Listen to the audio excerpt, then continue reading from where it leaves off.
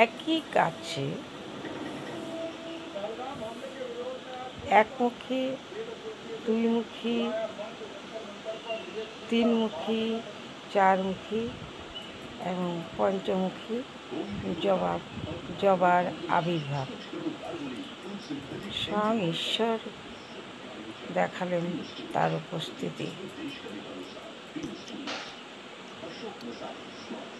দেখুন একটি একটি করে কিভাবে এটা সম্ভব। একই গাছে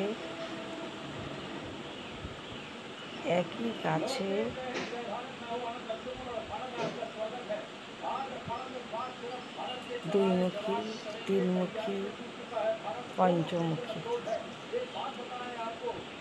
চারমুখী, পঞ্চমুখী।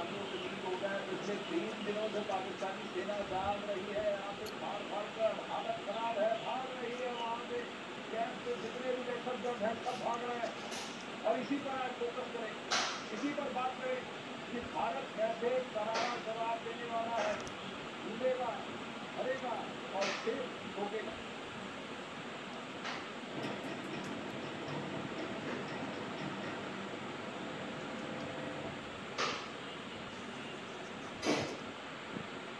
कश्मीर में आतंकियों के खिलाफ जबरदस्त एक्शन चल रहा है। पिछले 24 घंटे के भीतर 2 आतंकियों के अभियान तबाह हो चुके हैं।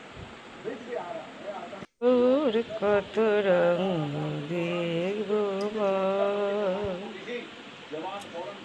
মা, তোর কত রঙ দেখবো।